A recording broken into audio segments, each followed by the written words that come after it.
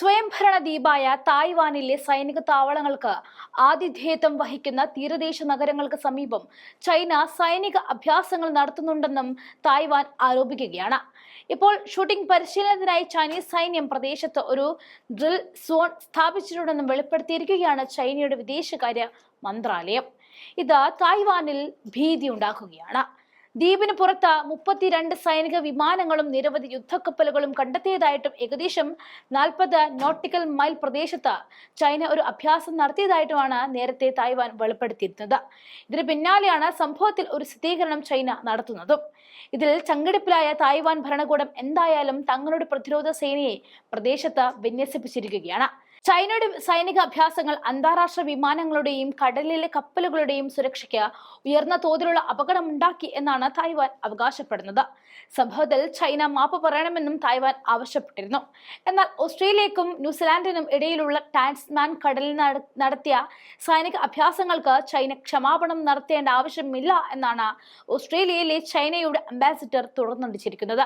അന്താരാഷ്ട്ര നിയമങ്ങൾ പാലിച്ചുകൊണ്ടാണ് ചൈനീസ് നാവികസേന അഭ്യാസങ്ങൾ നടത്തിയതെന്നും അന്താരാഷ്ട്ര രീതികൾ പാലിച്ചുകൊണ്ട് മുൻകൂട്ടി അറിയിപ്പ് നൽകിയതായിട്ടും അംബാസിഡർ സിയാവോ ക്വാൻ പറഞ്ഞു. തങ്ങളുടെ ഏറ്റവും വലിയ വ്യാപാര പങ്കാളികളിൽ ഒന്നായ ഓസ്ട്രേലിയക്ക് ഈ അഭ്യാസങ്ങൾ ഒരു ഭീഷണിയും ഉയർത്തുന്നില്ല എന്നാണ് സിയാവോ പറഞ്ഞത്. ഭാവിയിൽ കൂടുതൽ ചൈനീസ് കപ്പലുകൾ ഈ മേഖലയിൽ സഞ്ചരിക്കുമെന്നും പ്രതീക്ഷിക്കണമെന്നും അദ്ദേഹം നിർദ്ദേശിച്ചു. ഈ മേഖലയിലെ ഒരു സുപ്രധാന ശക്തി എന്ന നിലയിൽ വളരെ അധികം കാര്യങ്ങൾ ശ്രദ്ധിക്കേണ്ട ഒരു രാജ്യം എന്ന നിലയിൽ വിവിധ തരത്തിലുള്ള പ്രവർത്തനങ്ങൾ നടത്താൻ ചൈന തങ്ങളുടെ കപ്പലുകൾ മേഖലയുടെ വിവിധ ഭാഗങ്ങളിലേക്ക് അയക്കുന്നുണ്ടെന്നും ഇത് സാധാരണമാണ് എന്ന് സിയാവോ വ്യക്തമാക്കി. ചൈനീസ് നാവിക ടാസ്ക് ഗ്രൂപ്പ് രൂപീകരിച്ച ഒരു ഫ്രിഗേറ്റീവ് ക്രൂയിസർ റിപ്ലഷ്മെന്റ് കപ്പൽ ഗ്രേറ്റ് ഓസ്ട്രേലിയൻ ബെറ്റിന് കുറുകെ പടിഞ്ഞാറോട്ട് സഞ്ചരിച്ചതായിട്ടും ന്യൂസിലാൻഡ് പ്രതിരോധ സേന അറിയിപ്പ് നൽകിയിരുന്നു.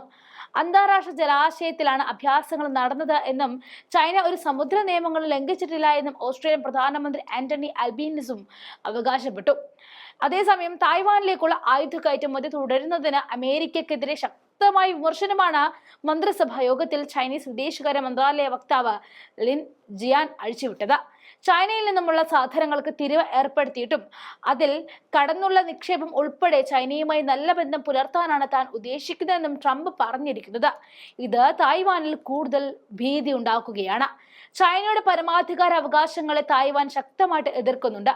തായ്വാനെ വിടാൻ ചൈനയും ഒരുക്കമല്ല താനും. തായ്വാനെതിരെയുള്ള ആക്രമണത്തിന് സൈനികമായി പ്രതികരിക്കുമോ എന്ന് വ്യക്തമാക്കാതെ അമേരിക്ക വളരെ കാലമായിട്ട് തന്ത്രപരമായ അവ്യക്തത നയത്തിൽ ഉറച്ചു നിൽക്കുകയാണ് ചെയ്യുന്നത്.